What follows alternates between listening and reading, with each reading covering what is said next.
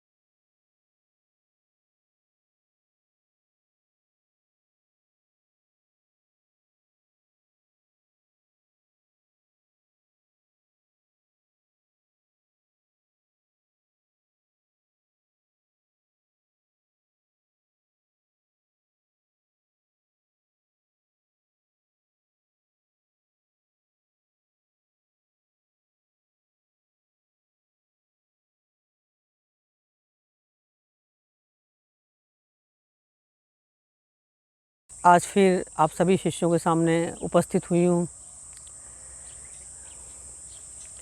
कि आपसे कोई 2-4 शब्द बात करूँगी। निखिल धाम आई हूँ।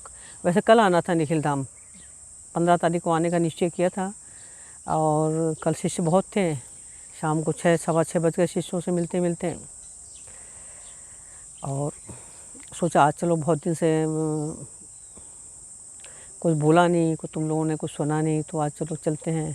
निखिल धाम में बैठी हूँ, बहुत सारे आम लगे हुए हैं, आम के पेड़ लगे हैं, सामने चंपा लगी हुई है और बड़ा अच्छा लग रहा है। इतनी गर्मी में भी निखिल धाम बहुत सुहाना लग रहा है।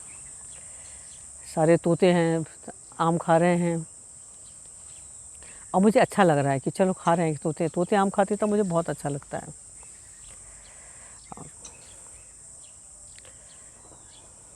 और तुम्हारे पिताजी ने निखिल धाम को इतना हरा भरा बनाया है कि इतनी गर्मी में भी आने की हिम्मत पड़ती है। यहाँ भी आओ तो यहाँ का एक टेम्परेचर, इतनी गर्मी नहीं लगती। यहाँ एक अलग सी ठंडक है, एक अलग से सुकून है। यहाँ एक अलग चैतन्यता है यहाँ के पेड़ों में। यहाँ बहुत अच्छा लगता है यहाँ जब आते हैं तब।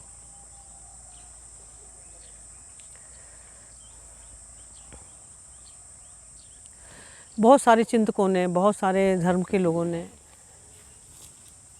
बहुत सारे संप्रदाय के लोगों ने जो गहरे से गहरा सवाल किया कि जब सब कुछ ईश्वर ही करता है तो ये बुरे काम क्यों होते हैं और हमारे यहाँ से बुरे काम क्यों हो जाते हैं।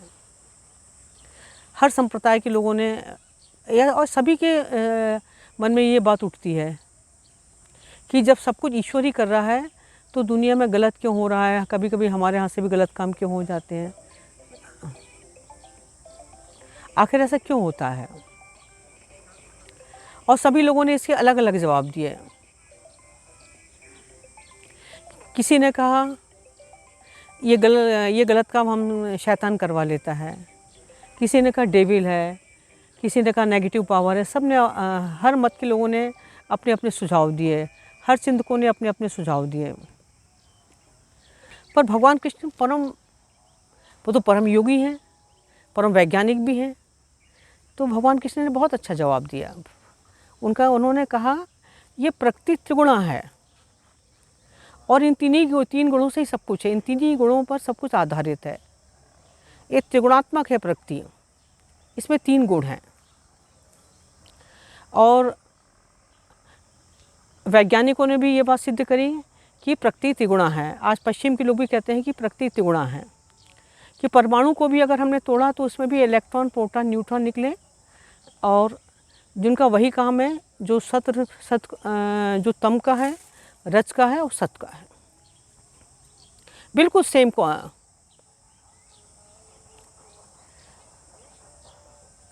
जो तमस है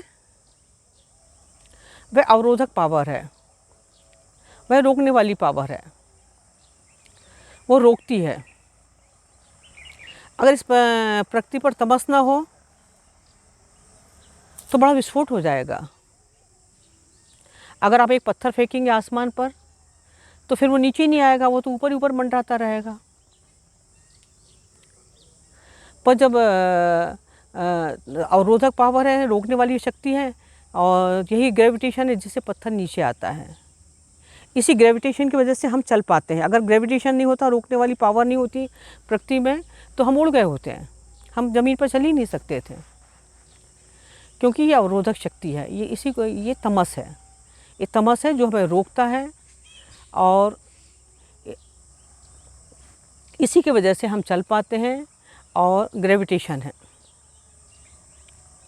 जो रजस है वह गति की पावर है, वह गति प्रदान करती है। दोनों विपरीत पावर हैं। तम गुण रोकता है और जो रजोगुण है वह गति देता है। दोनों विपरीत पावर हैं।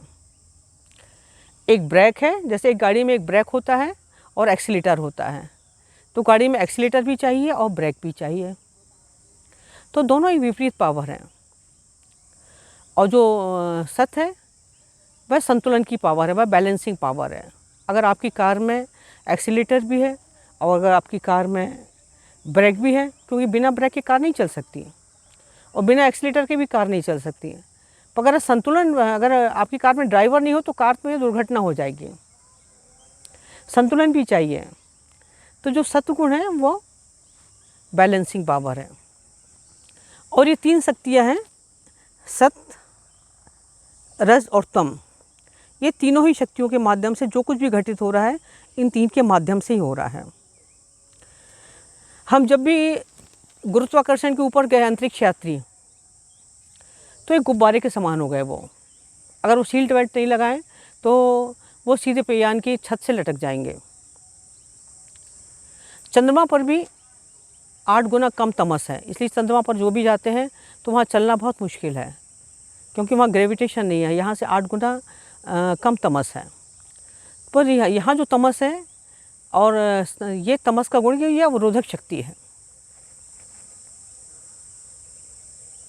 और जो सत है वो बैलेंसिंग पावर, वो गति देने वाली पावर है। दोनों विपरीत पावर हैं। अब लोग कहते हैं कि हम नहीं चाहते गलत करना, फिर भी गलत कैसे हो जाता है? गलत इसलिए हो जाता है, अगर आप सड़क पर चल रहे हैं और आप नहीं चाहते कि आप गिर जाएं, फिर भी आप गिर जाते हैं। आप क्यों गिर जाते हैं? आप इसलिए गिर जाते हैं क्योंकि आप टेढ़े बेढ़े चलेंगे तो ग्रेविटेशन आपको गिरा देगा। आप ठीक से नीचे, अगर शक्ति का आप सही संतुलन उपयोग नहीं करेंगे तो शक्ति आपको नुकसान पहुंचा सकती है। चाहे वो तमोगुण हो, चाहे वो सत्वगुण हो, चाहे वो रजोगुण हो। अगर आप ठीक से नहीं चलेंगे तो ग्रेविटेशन आपको गिरा देगा। अब बहुत से लोग कहते हैं हम क्रोध नहीं करना चाहते, फिर भी क्रोध हो जाता है, क्योंकि तमस बहुत है। और जब तमस बहुत हो जाएगा, आप क्रोध करना नहीं चाहते, फिर भी क्रोध हो जाता है, तो या तो आप अपना सिर फोड़वा लेंगे या आप किसी का सिर फोड़ देंगे, क्योंकि तमस है। जो तमस, जिसमें तमस ज़्यादा होता है उसको क्रोध बहुत आएगा, ईर्ष्या द्वेष बहुत रहेगी, और धीरे धीरे उसको वो दुखों से घिर जाएगा। लोग सोचते हैं कि हमने बहुत क्रोध कर लिया, ये बहुत अच्छी बात नहीं है। तमस होना, धीरे धीरे आप दुखी हो जाएंगे, और दुख में रहना यही नरक है। अगर आप में रजोगुण ज़्यादा है तो आप प्रेममय हो जाएंगे, आप सबसे प्रेम से बात करेंगे, आप में एक मैत्री भाव आएगा।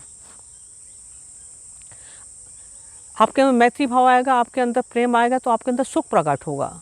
सुख का मतलब स्वर्ग, दुख का मतलब नरक, और जो सुख का मतलब है वो स्वर्ग है। और जो सुख और दुख दोनों से ऊपर उठ जाएगा,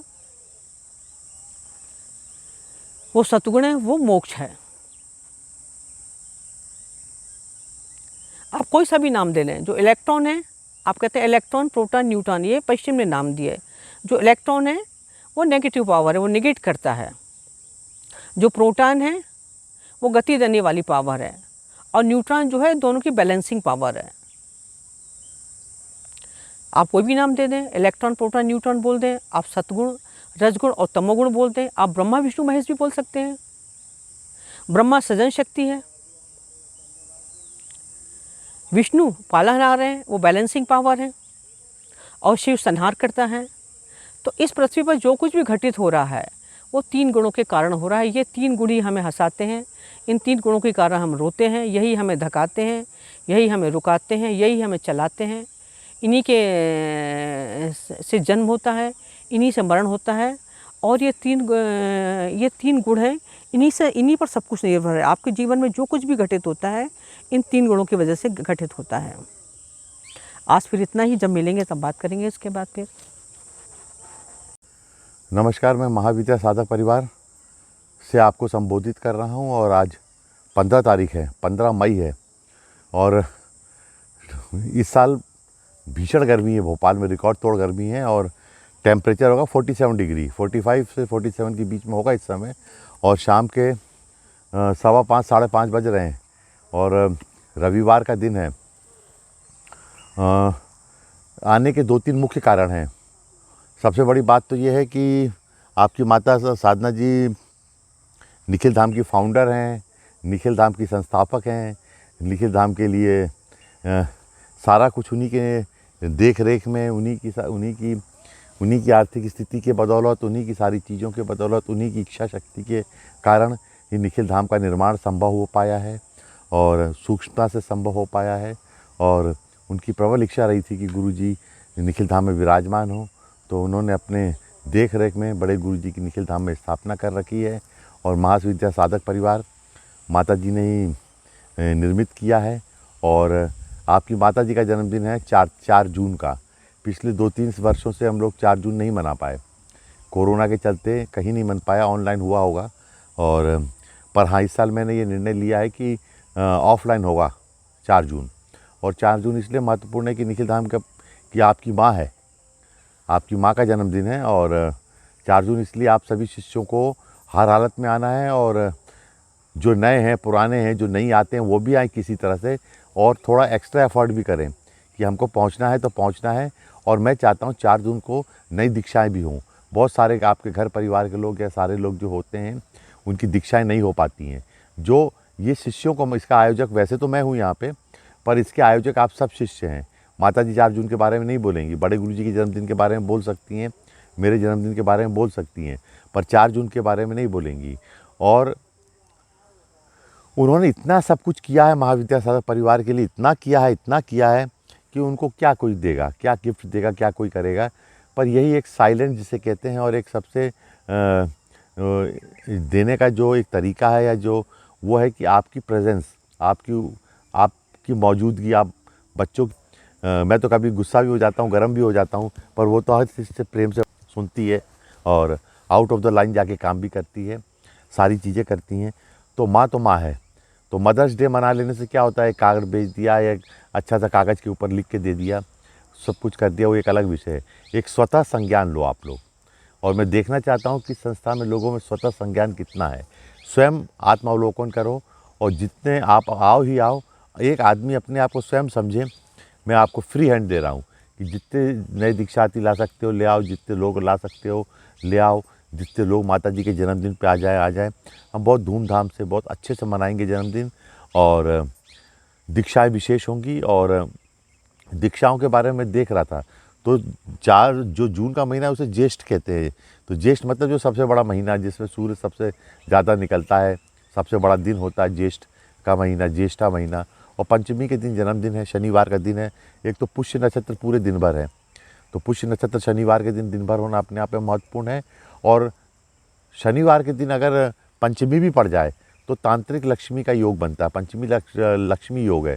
तो 4 जून का दिन अनुग्रह का दिन है, अनुग्रह विधान है और तांत्रिक लक्ष्मी पूजन के लिए सबसे अच्छा है। और आप लक्ष्मी जी का अनुग्रह कर सकते हैं। तो मैं आने से पहले देख रहा था कि कौन से दिन इस दिन क्या है क्या नहीं है। तो पंचमी है लक्ष्मी जी का, तो अनुग्रह लक्ष्मी हो तो ऐसा ही आशीर्वाद है। मैं इस साल यही कहता आया हूँ कि आपका जीवन स्तर में सुधार आए, आपकी जो पैसा कमाते उसमें वृद्धि हो, आपके जीवन में आकस्मिक धन की प्राप्ति हो, आपका स्टैंडर्ड ऑफ लिविंग बढ़े। ये मैंने शिविर में कहा है और कह के भूल जाता नहीं हूँ। एक बार जो कह दिया उसको माना ही जाता है और उसको किया ही जाता है। एक्चुअली सारी जो ब्रेन की ब्यूटी है, जो ब्रेन की खूबसूरती है, वो क्या है, हर आदमी का अपना अपना सोच हो सकता है। The beauty of mind is the intelligence of identification, intelligence of recognising, पहचानने की क्षमता, पहचानने का जो गुण है वो अति दुर्लभतम गुण है। और जब यह गुण बहुत ज़्यादा दुर्लभता के साथ बहुत ज़्यादा डेवलप हो जाता है, दिस इंटेलिजेंस लेवल को पार कर जाता है आइडेंटिफिकेशन का गुण, तो फिर एक जीवन बहुत ही मतलब अलग आयाम का जीवन होता है, जहाँ पे आपको आइडेंटिफिकेशन है। इस आइडेंटिफिकेशन के लिए ही हम पढ़ाई करते हैं, एजुकेशन लेते हैं, बड़े लोगों के बीच बैठते हैं, बड़े बूढ़ों की समझ लेते हैं, हम पुस्तकें पढ़ते हैं। ये तो आईटी का युग है, हम गूगल खोल के देखते हैं, सारी चीज़ें देखते हैं कि पहचानने के लिए, आइडेंटिफाई करने के लिए कि क्या चीज़ है। अगर आपके सामने कोई चीज़ रख दूं, आपके सामने ये रख दिया, तो आप देखोगे क्या चीज़ है, कैसे है, क्या है। आजकल तो लोग पेड़ का फ़ोटो डाल देते हैं गूगल में और सर्च करते हैं किस चीज़ का पेड़ है। ये एक जनरल आइडेंटिफिकेशन है। मैं जिस आइडेंटिफिकेशन की बात नहीं कर रहा, आइडेंटिफिकेशन ही लाइफ है और कुछ नहीं है, लाइफ कुछ भी नहीं है। तो आइडेंटिफिकेशन अगर होने लगे, अगर आप ये ब्रह्म है, ये पार ब्रह्म है, ये परमेश्वर है, ये साक्षात परमेश्वर हैं, ये सिद्धियां हैं, ये सिद्धियों से क्या लाभ होता है, आप स्वयं पहचान जाएं। आप स्वयं पहचान जाए कि दीक्षाओं का आपको ये आइडेंटिफिकेशन हो जाए कि दीक्षाओं से क्या क्या मिलता है, क्या प्राप्त होता है। जिस दिन ये इंटेलिजेंस आप में डेवलप हो जाता है, फिर उस दिन आदमी दीक्षा लेने के लिए, दीक्षा का महत्व समझता है और दीक्षा लेने ज़रूर आता है। अगर आदमी ये पहचान जाता है कि इस मंत्र जाप से ये लाभ होता है, आइडेंटिफाई कर लेता है, तो फिर वो मंत्र को कभी नहीं छोड़ता, वो कभी नहीं भटकता। अगर आदमी अपने गुरु को पहचान ले कि ये पर ब्रह्म है, ये हैं, ये साक्षात पार ब्रह्म है, परमेश्वर है, इनमें आइडेंटिफाई कर लिया, तो आइडेंटिफिकेशन करने के बाद जो गुरु और शिष्य के संबंध होते हैं वो अत्यंत ही दुर्लभ किस्म के संबंध होते हैं। और नहीं तो फिर आनंद और बुद्ध जैसी बात हो जाती है कि उनका चचेरा भाई हो के आनंद उनके साथ खड़ा रहता था, पर बुद्ध को पहचान बहुत लेट पाया। 20 साल 25 साल तक बुद्ध के कपड़े घिसता रहा, पर बुद्ध को आइडेंटिफाई नहीं कर पाया। रहा तो 20 साल, पर आइडेंटिफिकेशन में बहुत टाइम लग गया कि ये क्या है, ये है क्या।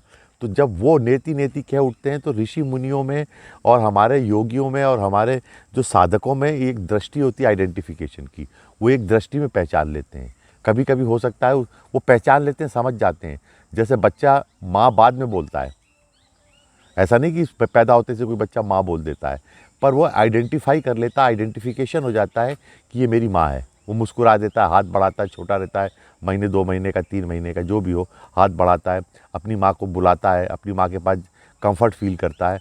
तो वो आइडेंटिफाई कर रहा है, उसमें इंटेलिजेंस है आइडेंटिफाई का, इसलिए वो आइडेंटिफाई तो कर रहा है, पर अभी बोलना नहीं सीखा है। जब बोलेगा तो माँ बोल देगा, माता बोल देगा, और बड़ा होगा तो और प्यार करेगा माँ को और लिपटेगा, और फिर बड़ा होगा तो वो मैसेज लिखेगा अपनी माँ को गिफ्ट खरीद के देगा, अपनी माँ के पीछे दौड़ेगा, लिपटेगा।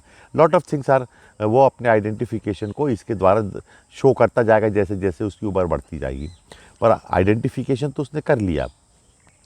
तो ये आइडेंटिफिकेशन अति महत्वपूर्ण है, चाहे आप देवता के बारे में हो। मैं कई बार देखता हूँ शिविरों में क्या होता है कि जो नए शिष्य आते हैं वो पुराने शिष्यों से उनके अनुभव पूछते हैं, या कुछ 10-10 साल चले हुए लोग भी किसी एक दूसरे से अनुभव पूछते रहते हैं, तुम्हारा क्या अनुभव है, हमको क्या दिया, तुमको क्या दर्शन हुए, क्या नहीं हुए, तुमको क्या फ़ायदा हुआ, क्या लाभ नहीं हुआ गुरु जी के साथ चल के।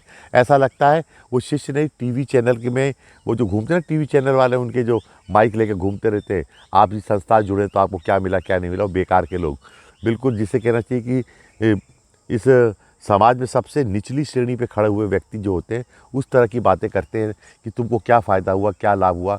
अगर शिष्य अच्छा बोलते हैं तो सबको अच्छा लगता है। ये भी एक तरीका है, ये तर्क का तरीका है आइडेंटिफाई करने का। या तो सामने वाले में इतना कॉन्फिडेंस नहीं है, इतना उसमें सेल्फ कॉन्फिडेंस नहीं है कि उसने जो आइडेंटिफाई किया वो सही है या गलत है। ये आइडेंटिफिकेशन आपके जीवन में पड़ेगा आपको। फिर आपको किसी से कसम खिलवाने की ज़रूरत नहीं पड़ेगी कि कसम खाओ, शपथ लो, आप लिख के दो, हस्ताक्षर करो, आप चलो नोटरी के स्टाम्प पेपर पे बना के दो हमको। ऐसा क्यों? क्योंकि आइडेंटिफिकेशन नहीं हो रहा है। अगर एक बार आइडेंटिफाई हो गया कि ये तो झूठ बोलता है, ये तो आदमी झूठ धोखा देगा ही, इसमें एक बार आप इंटेलिजेंस और आइडेंटिफिकेशन आ गया कि ये फ्रॉड आदमी है, ये झूठ बोलेगा, इससे कितना भी लिखवा लो, गड़बड़ करेगा। सारी समस्याएं आदमी के जीवन में, सारी मुसीबतें यहीं से खड़ी हो जाती हैं। क्यों? क्योंकि वो आइडेंटिफाई नहीं कर पाता। प्रोसेस ऑफ आइडेंटिफिकेशन को शार्प नहीं कर पाता या उसको गिफ्टेड नहीं होती है। एक तो गिफ्टेड होती है, दूसरी उसको शार्प करना पड़ता है उसको। और ये आइडेंटिफिकेशन, ट्रू आइडेंटिफिकेशन कहाँ से आएगा? ये तर्क से नहीं आएगा। तर्क से अप टू सम लेवल, एक लेवल का आइडेंटिफिकेशन होगा। पुस्तकों के माध्यम से एक लेवल का, नॉलेज के माध्यम से एक लेवल का आइडेंटिफिकेशन होगा। नॉलेज के माध्यम से आप पहचान सकते हो, डिक्शनरी के माध्यम से भी आइडेंटिफाई कर सकते हो। पर मैं इन सब चीज़ों में नहीं पढ़ रहा हूँ।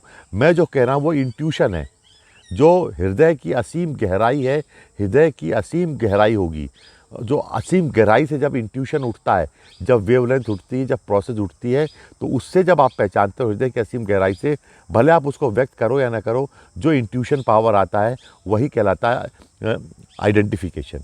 मुझसे लोग कई बार कहते हैं कि आप इतने सारे शिष्यों के नाम याद रखते हो, आवाज़ सुन के ही पहचान जाते हो कि ये शिष्य बोल रहा हो, कहाँ से बोल रहा है, क्या बोल रहा है, एक नज़र पहचान जाते हो। आपका दिमाग कंप्यूटर के जैसा नहीं, कंप्यूटर नहीं है। कंप्यूटर तो मशीन है, बकवास है, उससे तुलना क्या करना किसी माइंड की। जो इंट्यूशन है, जो the depth of my heart is very very deep. मेरा जो दिल है उसकी गहराई बहुत ज़्यादा है। वो छीछला या ओछला नहीं है, वो कि उसमें पाँव के बल पे खड़े हो जाओ आप।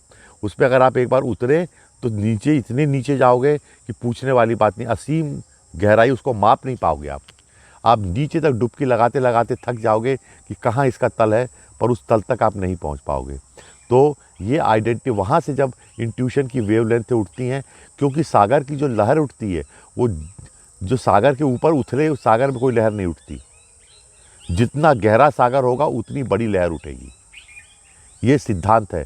तो जितना गहरा होगा उतनी तेज लहर उठती है। तो जब दिल इतना गहरा होता है तो उससे उठने वाली जो लहरें हैं, इंट्यूशन पावर है, वो उतना ही गहरा होता है। और उससे जो मैं पहचानता हूँ, एक आइडेंटिफिकेशन की क्षमता है, उससे मैं प्रत्येक शिष्य को पहचानता हूँ। प्रत्येक शिष्य क्या चाहता है इसको पहचानता हूँ। प्रत्येक शिष्य को कब क्या देना है इसको मैं पहचानता हूँ। प्रत्येक शिष्य की पूरी बायोलॉजी क्या है, केमिस्ट्री क्या है, फिजिक्स क्या है, मैथमेटिक्स क्या है। He is a bundle of biology, physics, chemistry, mathematics, social sciences क्या है, इसका मैनेजमेंट क्या है, जितने भी सब्जेक्ट्स हैं, इसकी ट्रिग्नोमेट्री क्या है, इसकी ज्यामिति क्या है, वो सब हम उसको आइडेंटिफाई कर लेते हैं। वो आइडेंटिफिकेशन होता है जब दिल की गहराई से इंट्यूशन पावर होता है। तब कुछ बोलने की ज़रूरत नहीं है, तब उससे आइडेंटिफिकेशन पूछने की भी ज़रूरत नहीं है। आप अंदर से पहचानोगे, वो ट्रू आइडेंटिफिकेशन होता है। एक होता है बायोडाटा ले लिया, आप कौन सी कास्ट हो, आप मराठी हो, आप बंगाली हो, आप गुजराती हो, आपकी उम्र इतनी है, आप ये पेशा करते हो, आपकी इतनी कमाई है, ये है वो। ये एक आइडेंटिफिकेशन की प्रोसेस है, जिसमें एक आध्यात्मिक व्यक्ति को इससे क्या लेना देना। पर जो आइडेंटिफिकेशन की ट्रू प्रोसेस है, वो हमको बिना किसी बायोडाटा के गुरु पहचान लेता है। और इसीलिए जब ये क्षमता आप में आ जाती है, तो मैंने कहा ना, एक इस तल पे संबंध बनते हैं कि वो संबंध कभी मलिन नहीं होते हैं। उन संबंधों में कभी सफाई देने की ज़रूरत नहीं पड़ती है। उस संबंधों में कभी आपका दिल नहीं दुखता है। क्यों? क्योंकि आप पहले ही आइडेंटिफाई करके बैठे हो कि ऐसा होना है, ये ऐसा करेगा, ऐसा होना है, इसके साथ ये इस तरह के पश्च उठेंगे। तो ये सारी चीज़ें देखो, साइंटिस्ट भी कहते हैं एक आदमी के मन में एक दिन में 6000 विचार उठते हैं। मतलब 6000 विचारों का प्रोडक्शन उसका माइंड करता है, और 6000 विचारों में से 85% विचार नेगेटिव होते हैं। 85% जो थॉट्स हैं वो नेगेटिव होंगे, और 6000 का प्रोडक्शन ऑन एन एवरेज होता है। अब इसमें ही बात है, इसी में सारा खेल है, आप समझो। अब ऐसा तो नहीं कह सकता मैं कि मेरा माइंड थॉटलेस हो गया। हाँ, up to some extent it is thoughtless. आप प्रैक्टिस करोगे, आप साधनात्मक बनोगे, तो ऐसा भी होगा 2 घंटे 4 घंटे आपके माइंड में 0 विचार उत्पन्न होंगे। फिर आप जहाँ साधनात्मक होगे, द पावर ऑफ इंटेलिजेंस बढ़ेगा आपका। जैसे जैसे पावर ऑफ इंटेलिजेंस जैसे जैसे पावर ऑफ आइडेंटिफिकेशन बढ़ता जाएगा, इंटेलिजेंस ऑफ ये बढ़ता जाएगा आपका, तो आपके दिमाग में कम से कम विचार उठना शुरू होंगे। हो सकता है फिर आप साधना रूप से मजबूत हो जाओ, तो जहाँ 6000 उठते हैं वहाँ 2000 उठेंगे। 4000 बेकार के जिसमें 85% नेगेटिव है, 4000 विचारों से आप मुक्त हो गए। कितनी बड़ी बात है, कितना बड़ा लोड उतर गया आपके माइंड से, आपकी पर्सनालिटी से। ऐसा भी होगा धीरे धीरे आप जब साधक हो जाएंगे अच्छे, तो 1000 विचार उठेंगे। और 1000 विचार उठे और वो भी क्वालिटेटिवली पॉजिटिव उठे, सुपर पॉजिटिव उठे, एक्सट्रीम में उठे, एक्सट्रीम स्पिरिचुअल विचार उठे आपके मन में, now you are different kind of person. आप एक डिफरेंट काइंड ऑफ पर्सनालिटी बन गए। कैसे बनता है आदमी? ऐसे बनता है कि जब आप, फिर एक समय ऐसा आएगा आपके दिन भर में, मुझसे लोग बोलते हैं आप जो बोलते हो कहीं किताबों में लिखा नहीं होता, अपने मन से बोलते हो, जो भी बोलते हो उसका ये वही है कि आपके मस्तिष्क में दिन भर में 5 विचार उठे, 10 उठे, 15 उठे, चलो 100 उठे मान लिए। अब 100 विचार उठे और 100 सुपर डुपर क्वालिटी के स्पिरिचुअल लेवल के, सुपर स्पिरिचुअल लेवल के विचार उठे आपके मन में, जब वो आप व्यक्त करोगे तो फिर लोगों को लगेगा समथिंग डिफरेंट, कुछ नया है, कुछ नया उत्पन्न हुआ है, कुछ नई चीज़ हमें मालूम चली है। ज़्यादा उठेंगे तो फिर वही 85% वाले लेवल पे आ जाओगे, नेगेटिविटी पे आ जाओगे। तो किस तरह के विचार उठे, कितने उठे और उनकी क्वालिटी क्या है, यह आप में डिपेंड करता है। और धीरे धीरे मैं आपको यही आश्वस्त करना चाहता हूँ, धीरे धीरे आप प्रैक्टिस करें। आपको मैं बता दे रहा हूँ कि आप मेरे पास आते रहेंगे, दीक्षा लेते रहेंगे, आई एम 100% श्योर, मैं साल 2 साल में आपके दिमाग में सिर्फ 1000 विचार से ज़्यादा नहीं उठने दूंगा। अब इससे बड़ा फ़ायदा क्या है? जहाँ 6000 कचरा उठ रहा था आपके दिमाग में से, मैंने उसको 1000 पे लाके खड़ा कर दिया, और 1000 में भी सुपर क्वालिटी के उठेंगे, उससे मैं उनसे ऊपर ज़्यादा उठने नहीं दूंगा। तो जब थॉट्स ही उठना बंद हो गए तो आदमी बहुत अलग बन गया, एक something different kind of human being का क्रिएशन हो गया। और इंटेलिजेंस ऑफ आइडेंटिफिकेशन ये अपने शिष्यों में मैं विकसित करना चाहता हूँ कि वो समझें, मैंने बोल दिया, एक बार मैं बोल रहा हूँ तो जो मैं कहना चाह रहा हूँ उसके पीछे, उसके अंदर, उसकी गहराई में क्या क्या है वो समझ लें इस बात को। वो एक, जिसे कहते हैं कि एक अलग ही इंसान, अलग ही मनुष्य का निर्माण होगा। 2-3 चीज़ें हैं। मैंने जब कोरोना निकला था तो एक मंत्र दिया था, ओम श्लीम पशुम हूं फट, पशुता को मारने का मंत्र। सेक्स क्या है? सेक्स पशुता की निशानी है, 101% ऑन स्पिरिचुअल। मैं ये नहीं कह रहा कि आप सेक्स को बंद कर दो, इसको कभी मत लेना। मैंने पशुता की बुराई की, इसको भी कभी आप मत मानना। पर बहुत ज़्यादा खाना खाना क्या है? बहुत सारे लोग शिष्य मुझसे पूछते हैं, गुरुजी अब आप बहुत कम खाना खाते हो। मैंने कहा यस, बहुत कम खाना खाता हूँ। क्यों? क्योंकि बहुत ज़्यादा खाना खाना जो है एनिमल इंस्टिंक्ट है। दिन भर खाना खाना it is an animal instinct.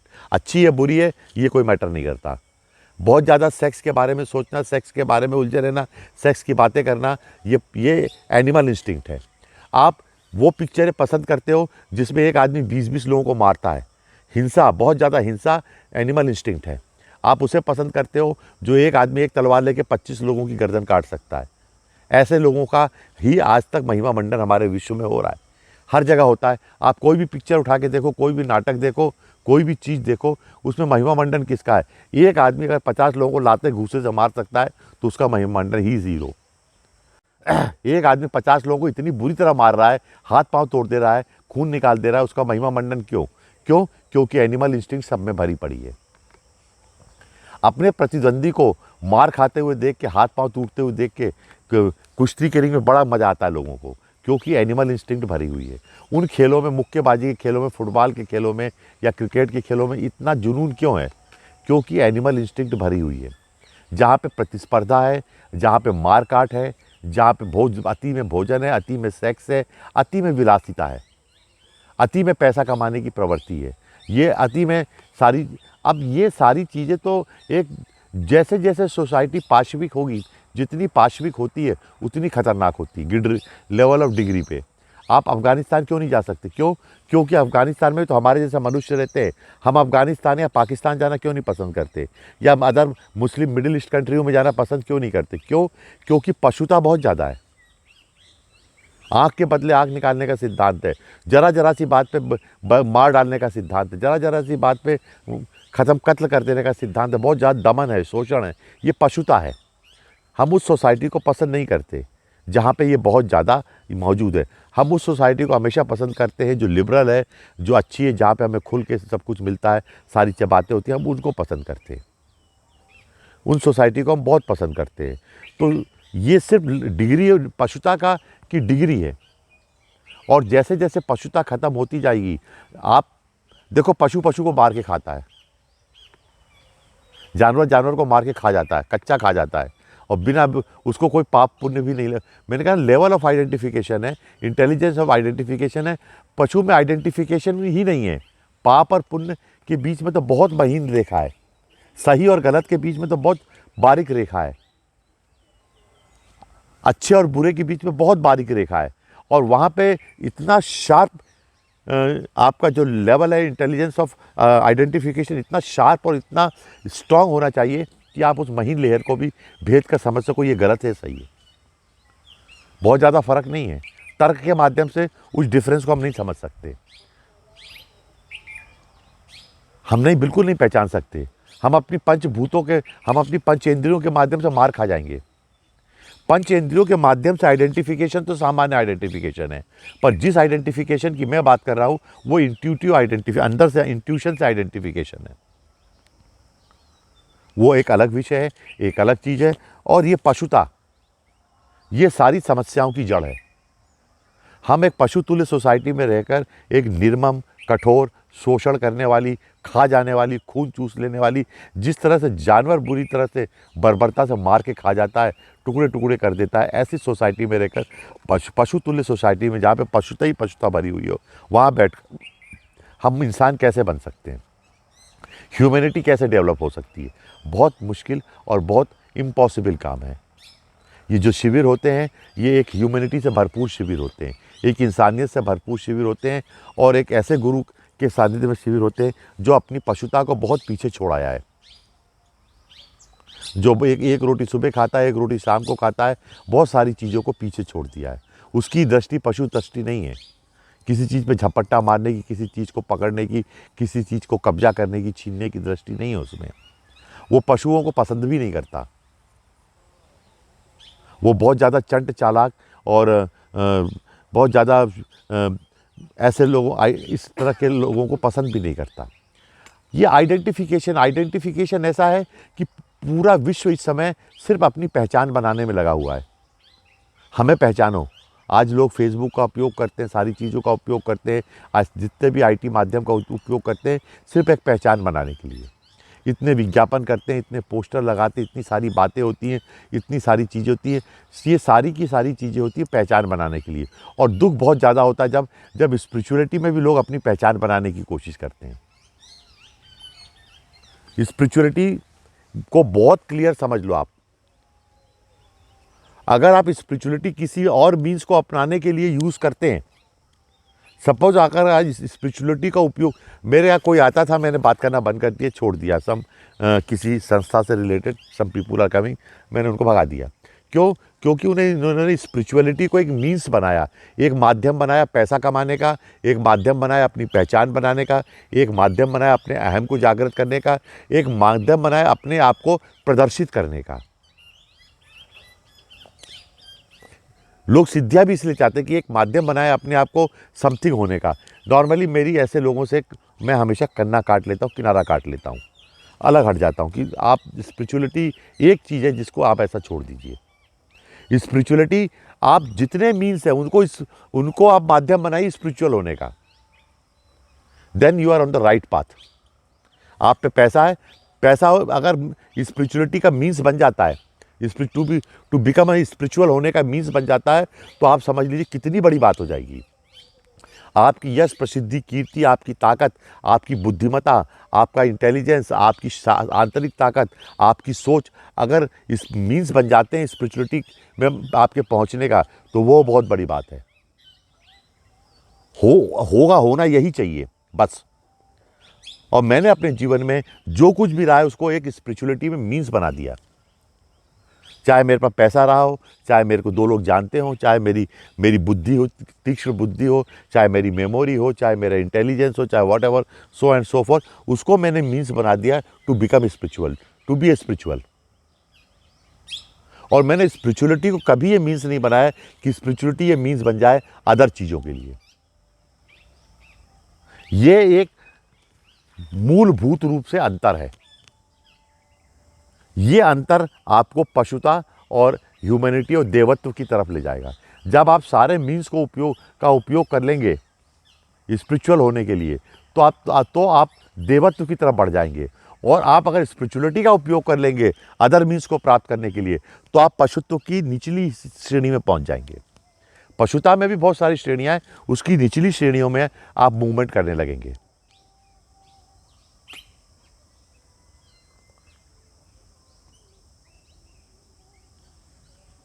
गुरु लोगों को क्या है, जब आप लोग पढ़ते हैं षट कर्म के बारे में मैं आपको बताना चाहता हूँ। कई बार षट कर्म के बारे में कहा जाता है। षट कर्म क्या? उच्चाटन है, मारण है, मोहन है, विद्वेषण है, आकर्षण है, सम्मोहन है। अभी कभी क्या होता है, कभी कभी वीडियो पे मैं और माता जी नहीं आते हैं, या कभी कभी मैं मोबाइल पे आपसे फ़ोन पे बात नहीं करता। उसका कारण क्या है? क्योंकि इतना ज़बरदस्त उच्चाटन हो जाता है हम लोगों के अंदर, स्व उच्चाटन। ऐसा नहीं कि किताबों में पढ़ा उच्चाटन, हम स्व उच्चाटन को देखते हैं। क्या रोज़ रोज़ जाना, क्या रोज़ रोज़ बोलना, क्या रोज़ फ़ोन पे वही सारी गली बातें करना, तो एक स्व उच्चाटन होता है। और गुरुओं में तो उच्चाटन बहुत होता है। हम लोगों को तो बांध के रखा जाता है, अदर मीन्स उपयोग किए जाते हैं, क्योंकि मैं तो बहुत जल्दी उच्चाटित होता हूँ। किसी कर्म को बार बार करने की मेरी प्रवृत्ति नहीं है। मैं उच्चाटन आ जाता है मेरे अंदर। मैं चुपचाप बैठ जाता हूँ, साइलेंस में बैठ जाता हूँ। बिना उच्चाटन के कोई साइलेंस में बैठ ही नहीं सकता। तो एक आपके अंदर से उच्चाटन चलता है, और जब आप अपने अंदर के उच्चाटन को समझ लेते हो, तब आप दूसरे के अंदर आप उच्चाटन सिद्ध माने जाते हो। आपको षटकर्म सिद्धि तभी मानी जाएगी उच्चाटन की, जब आप अंदर के उच्चाटन को समझ लोगे। कई बार बहुत उच्च उच्चाटन हो जाता है। अब आपको यहाँ पे बुलाने आया हूँ, आपसे बोलने आया हूँ कि आप लोग आइए। ये क्या है? अब यहाँ पर सम्मोहन का इस्तेमाल हो गया है। मोहन और सम्मोहन दोनों का इस्तेमाल हो रहा है, क्योंकि एक अंदर से हुक आई, अरे माता जी हैं। एक अंदर से इसे स्पिरिचुअल हुक आई कि जन्मदिन है माता जी का, एक स्पिरिचुअल लेडी का जन्मदिन है, अच्छे से मनाना चाहिए, सारी चीज़ें अच्छी हो चाहिए, it is a good thing, मुझे यहाँ पे अपनी एनर्जी लगानी चाहिए, इसको मनाना चाहिए। तो एक सम्मोहन का उच्चाटन, एक सम्मोहन का अंदर से प्रादुर्भाव होता है कि सम्मोहन आ गया। तो वो सम्मोहन आपको दिखाई देता है, और वो सम्मोहन इतना ज़बरदस्त होगा कि जो शिविर होगा वो 200-300% सक्सेसफुल होगा। वो सम्मोहन हो गया। अब शिविर है, 4 जून का समय है। अब 4 जून का समय है, और चारों जगह से आप लोग चलते हो। जब आप लोग चारों दिशा से चलते हो, तो चारों दिशाओं से चलते हो। आप कोई गाड़ी से आ रहा है, कोई ट्रेन से आ रहा है, कोई बैलगाड़ी से आ रहा है, कोई काय से आ रहा है, कोई काय से आ रहा है, फ्लाइट से आ रहा है। अब यहाँ पे हम लोग स्तंभन हो जाता है। जैसा आया है वैसा आएगा, वैसा जाएगा। तब तक के लिए स्तंभित है शिष्य। अपने घर से चला है, घर से चलेगा, भोपाल आएगा, शिविर अटेंड करेगा, एज इट इज़ अपने घर चला जाएगा। स्तंभन हो गया, बगलामुखी चल गई। कोई डिस्टर्बेंस नहीं, कोई कुछ नहीं, कोई नेगेटिविटी उसके साथ नहीं चलेगी, कोई उसे नहीं रोकेगा। टोटल स्तंभन, कड़क, एकदम से स्तंभन आता है। और जब यही गुरु सिखाता है आपको कि कैसे क्रियाएं होती हैं, तो फिर आप अपने घर पहुंच जाएंगे वैसे के वैसे ही, जैसे आए थे वैसे ही पहुंच जाएंगे। विद्वेषण क्या है? अब जब विद्वेषण की क्रिया चल जाएगी आपके इस बीच में आने में, तो विद्वेषण ऐसा चलेगा कि आप ये मान के चलो कि जो आपके रास्ते में रुकावट डालने आ रहा है, जो आपको रोकेगा, प्लान बना के बैठा है, इसको बिल्कुल शिविर में नहीं जाने देना है, शिविर को फेल करना है, या ऐसा करना है, वैसा करना है, वो कहीं और जाके उलझ जाएगा। वो कहीं और जाके भटकता फिरेगा, कहीं और जाके हाथ पांव तोड़ा के बैठा होगा, कहीं तुमको रोक नहीं पाएगा, कहीं भी पड़ा होगा इधर उधर। पूरी तरह से इनको तीनों को क्रियाशील करना पड़ता है, इस षट कर्मों को। वो कहीं जाके स्तंभन, तो जो तुम्हें गाली देते हैं उनका भी मुंह स्तंभित हो जाता है। इसको अगर आप सोचोगे यहाँ ऑन एन लार्जर स्केल कि आप कैसे शिविर में आए, कैसे शिविर से गए, तो सब स्तंभित होते हैं उस समय। तुम्हारे घर जाने के बाद गाली गलौज करेंगे तुमसे, वो बात अलग है, पर तब तक तो नहीं करेंगे। अब स्तंभन हो गया, तब तक तो स्तंभित रहेंगे पूरी तरह से। ये सब विद्वेषण तुमसे नहीं उलझेंगे, खुद उन पर इतनी समस्याएं आ जाएंगी कि तुम्हारे को भूल जाएंगे उस समय। अगर तुम्हारा बॉस बोलेगा कि नहीं तुमको नहीं जाना है, ऐसा खुद कहीं जाके उसके घर में इतनी समस्या आ जाएगी कि बोले तुम, मुझे नहीं मालूम यार, मैं बहुत बिजी हूँ, मेरा दिमाग मेरे घर से ही नहीं फुर्सत पा रहा, तो तेरे बारे में मैं क्या सोचता हूँ, जा जाना जा। एक विद्वेषण हो जाता है। और मारण भी होता है, बहुत ज़बरदस्त मारण होता है। मारण तो होगा ही होगा। इस तरह का मारण होता है कि कोई चीज़ आपको स्पर्श नहीं कर सकती। जो भी नकारात्मकता होती है, नकारात्मक शक्तियों का वही मारण हो जाता है। मेरे साथ सबसे बड़ी दिक्कत क्या होती है, एक शिविर से आने के बाद सबसे बड़ी दिक्कत क्या होती है, दृश्य लोगों को दीक्षा देना बहुत आसान है। आप मेरे सामने खड़े, आपको दीक्षा देने में मेरे को कोई तकलीफ नहीं जाती है। मैं, एक आदमी मौजूद हो गया मेरे साथ ये माता जी भी जानती है, मुझे जो अदृश्य शक्ति आपके साथ दीक्षा लेने आती है, जो मेरी समस्या है, जो शरीर त्याग चुके हैं, जो आत्माएं आपके साथ आती हैं, जो पावर्स आपके साथ मेरे पीछे लाइन में लग के लगती हैं, जो मेरी मट्टी पलित होती है, जिनको मुझे दीक्षा देनी पड़ती है, जो शरीर में रहते हुए तो जिन्होंने कुछ नहीं किया, मरने के बाद अब मेरी उनको दीक्षा की ज़रूरत पड़ती है। वो मारण है, उनको मारना पड़ता है, उनको दीक्षा देनी पड़ती है, मुझे उनकी मुक्ति करनी पड़ती है। मुझे एक शिविर में अगर 2000 दृश्य लोग हैं तो 3000 अदृश्य लोग हैं, अदृश्य शक्तियां जो दीक्षा मांगती हैं। छोटे छोटे बच्चे, कई बार तो ऐसा होता है कार के ऊपर लोग लटके रहते हैं। अगर मैं कार में बैठा हूँ, दीक्षा दे के लौट रहा हूँ, तो कार के अंदर बाहर सब जगह आत्माएं खड़ी हुई हैं, सबको दीक्षाएं देनी पड़ती हैं, जाती नहीं, कार में लटक जाती हैं। शिविर से 50-50 किलोमीटर दूर तो कार के पीछे चलती रहती है कि जब तक दीक्षा नहीं दोगे हम वापस लौट के नहीं जाएंगे। तो जो आपको गुरु के बारे में कुछ भी नहीं मालूम, मेरे बारे में मैंने कहा है कि आप मेरे बारे में आधा % जानते हैं, माता जी 2% जानती है, उनके बारे में 2% जानता हूँ, बाकी कोई कुछ नहीं जानता। मेरे गुरु मेरे बारे में 100% जानते होंगे, मैं ये नहीं कह रहा। हाँ, और कोई शिष्य, और उनके अलावा कोई व्यक्ति मेरे बारे में आधा % से ज़्यादा जानता ही नहीं है। 99.9% तो आप 99.5% आप जानते नहीं ना, मैं आपको जानने दूंगा। 5% और बढ़ा दूंगा तो आप 1% जान पाएंगे मेरे बारे में कि क्या घटित होता है और किस घटित से हमको काम करना पड़ता है। तो ये मारण भी होता है इसमें। एक शिविर का आयोजन, आप सोचते हैं कि शिविर के आयोजक बनने के लिए आपने एक स्पिरिचुअल गुरु जो इस 2021-22 में तंत्र की बात कर रहा है, चल रहा है और सारी दुनिया में चल रहा है, तो क्या इतना आसान है? क्या हम लोगों पे तंत्र प्रयोग नहीं करते थे लोग बाग? क्या हम लोग को टेस्ट नहीं कर लेते लोग बाग? बहुत होते हैं, बहुत कुछ होता है। मैंने आपको आकर्षण भी समझाया, सम्मोहन भी समझाया, आपको स्तंभन भी समझाया, उच्चाटन भी समझाया, विद्वेषण भी समझाया, मारण भी समझाया कि आपको समझना पड़ेगा ये चीज़ें होती है। और इसके लिए माता जी भी छाती तान के खड़ी रहती है, हाथ में बगलामुखी के समान त्रिशूल लेके, मैं भी खड़ा रहता हूँ गदा लेके, माँ सुदर्शन चक्र लेके खड़ा रहता हूँ, एक्टिवेट करके खड़ा रहता हूँ। और ये प्रोसेस है, कुछ आपसे कहने के लिए आया था, कुछ बातें मैंने आपसे कही हैं, कुछ बातें आपसे नहीं कही हैं, कुछ बातें मैं शिविर में कहूँगा, कुछ बातें मैं अन्य जगह कहूँगा। और आप लोग रिफाइंड बने, अच्छे बने, उच्च श्रेणी के बने, मेरा बहुत आशीर्वाद है आपको। कुछ हद तक माता जी भी आपको अभी संबोधित करेंगी। हाँ, पर मैंने 2-3 पॉइंट उठाए, ज़्यादा पॉइंट नहीं उठाए हैं, इन पॉइंटों को उठाया है। और गुरु के अंदर से हर्षण भी होता है, हर्षित भी होता है, आपके वश में भी गुरु हो जाता है, वशीकरण भी होता है। जब शिष्य कमेंट करता है, जब शिष्य भोला बन के आता है, जब शिष्य बहुत भोली आंखों से कुछ मांगता है, जब शिष्य अंदर से बिल्कुल निर्मल होता है, तो शिष्य गुरु का वशीकरण भी कर लेता है। हम आपके वश में भी हो जाते हैं। प्रेम के बस अर्जुन रथ खींचो, भूल गए ठकुराई। तो जब आप ऐसे हो जाते हैं, आपकी आंखें ऐसी हो जाती हैं कि हमको वशीकरण कर लेती हैं। जब आपका भोलापन, आपका सिंपलीपन, आपकी तकलीफ़, आपका कष्ट, तो हम आपको गले भी लगा लेते हैं, हम आपके वशीभूत हो जाते हैं। आपका काम भी हर 2 मिनट में कर देते हैं, आपकी हर बात को सर माथे पे स्वीकार भी कर लेते हैं कि हाँ, हमने ये स्वीकार किया, हमने इस चीज़ को माना। और बहुत ज़्यादा आम खिले हैं, हर बार मैं आम को देखता था। एक बार देखो, सारे पेड़ आमों से लदे हुए हैं। कोयल बोली, तोता बोल रही, 4 जून को आप लोग आइए, और मैं भी समझूंगा इतने पेड़ मैंने लगाए हैं, तोतों ने शुरू कर दिया खाना। 3 जून को आइए, अपने अपने हिस्से के आम, फल फूल तोड़ के यहाँ से ले जाइए। माता जी को भी खुशी होगी कि उनके बच्चे खा गए। मैं अभी तक एक आम भी अपने घर नहीं ले गया, बड़े बड़े हो रहे हैं। ये देखो, दिखा जरा, आप मेरे ऊपर के पेड़ को देखो, पास लाओ कैमरा, लाने दो ना। ये आप देखो, और मेरे हाथ से देखो, ये बगल के पेड़ देखो, ये पपीता देखो, ये सब इधर, ये पेड़ को घुमा दो, पास लगाओ, शॉर्ट में लगाओ उसको। ये देखो, आप झुंड के झुंड लगाओ।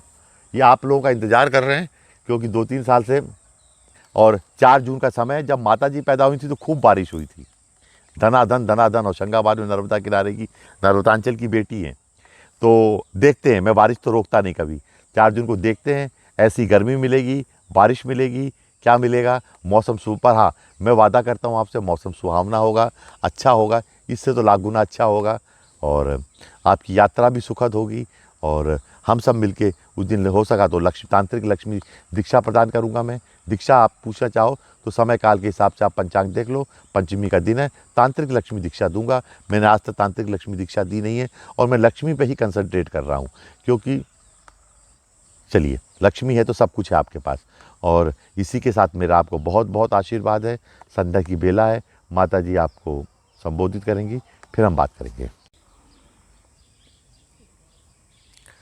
और अभी आपके गुरुजी ने जो बोला उसके आगे अब क्या बोलूँ, बहुत अच्छा बोला उन्होंने, जो भी कहा सत्य कहा।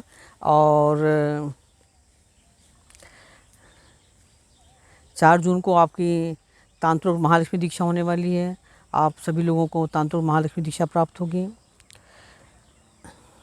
मैंने आपसे आज सिर्फ 3 गुणों की बात कही है, चौथी बात कही नहीं, कि ये 3 गुणों के माध्यम से ही सब कुछ हो रहा है, सत, रज और तम। अगर आप में तम बहुत है तो आप में पछता आएगी। मनुष्य बीच में खड़ा है, एक कदम आगे जाता है तो देवता हो जाता है, एक कदम पीछे जाता है तो पशु हो जाता है। आप बीच में मनुष्य है, मनुष्यता है बीच में, मैंने कहा। और अभी मैंने ये भी कहा आपसे कि आपने एक त्रिकोण देखा है। आप जब पूजन करते हैं तो देवी का एक त्रिकोण बनाते हैं। अभी मैं सिर्फ 3 गुणों की बात कर रही हूँ और अपनी बात से हट नहीं रही हूँ। अभी हम लोगों ने 3 गुणों की बात की कि ये प्रकृति त्रिगुणा है।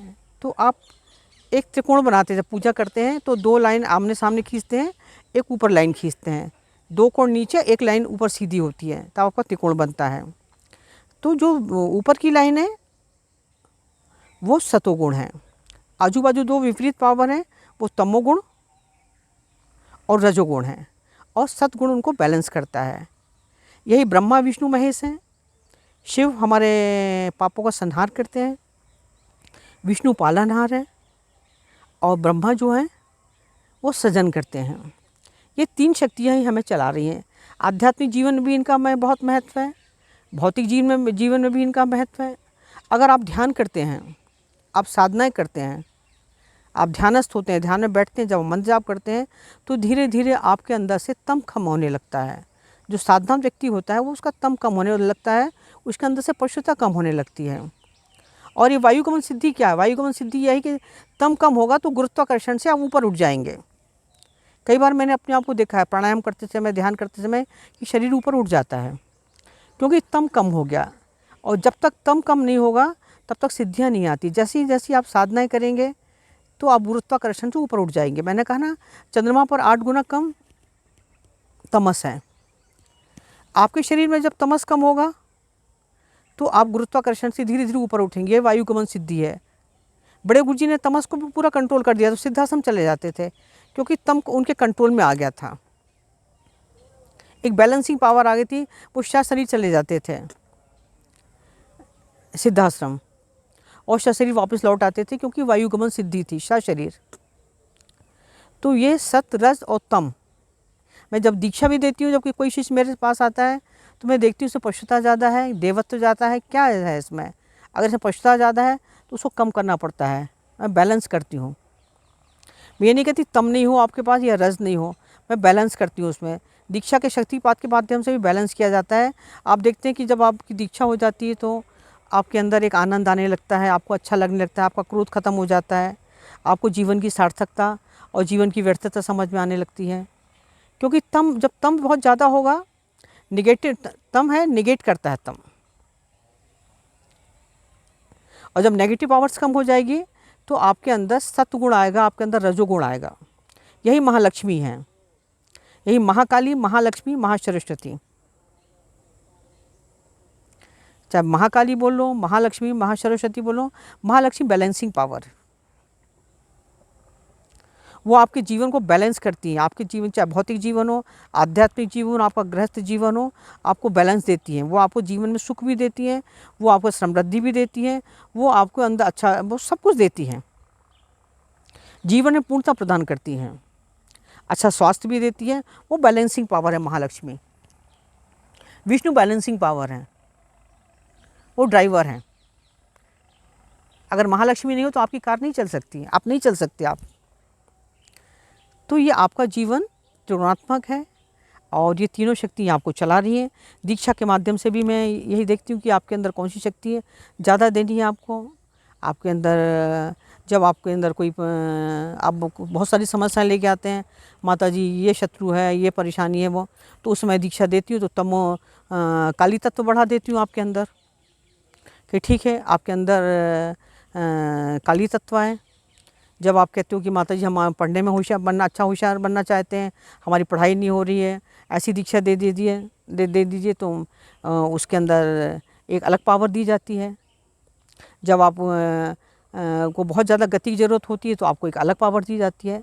टोटल ये है कि सत्य, रज और तम, ये तीनों पावर भौतिक जीवन में, आध्यात्मिक जीवन में और आपके संपूर्ण विकास में, ये जो कुछ भी जीवन में संभव है वो ये तीनों पावरों के बिना है। ये इसलिए प्रकृति त्रिगुणात्मक है। और ये बात कृष्ण ने कही क्योंकि कृष्ण महावैज्ञानिक हैं। 5000 सालों में सबने, बहुत लोगों ने ये बात कही पर रटी रटाई बात कही है, जिसके मुँह से उनका प्रकृति त्रिगुणात्मक है, पर किसी ने इसका वैज्ञानिक आधार नहीं दिया। पर कृष्ण की बात थी वैज्ञानिक, उन्होंने सबसे पहले ये बात की थी वैज्ञानिक आधार था। क्योंकि पश्चिम के लोगों ने भी कहा कि प्रकृति त्रिगुणात्मक है, इसमें इलेक्ट्रॉन भी है परमाणु में, कि परमाणु सबसे छोटा कण है प्रकृति का, और जब उसको तोड़ा तो उसमें इलेक्ट्रॉन, प्रोटॉन, न्यूट्रॉन तीनों निकले, और उनमें भी तीनों में वही गुण थे जो सत, रज, तम तीनों में है। आपके त्रिकोण में भी वही है। अब हम पूजन करते हैं तो त्रिकोण बनाते हैं और बीच में शक्ति को स्थापित करते हैं। इसलिए शक्ति के अनुकूल चलोगे तो जीवन में सब कुछ अनुकूल होगा, और शक्ति के विपरीत जाओगे तो आपका नुकसान हो सकता है, और कोई आपका नुकसान नहीं कर सकता। और मेरा बहुत बहुत आशीर्वाद है आप लोगों को। आप लोगों को देख के मेरा दिल बहुत आह्लादित होता है, आपको देख कर मुझे बहुत खुशी होती है। और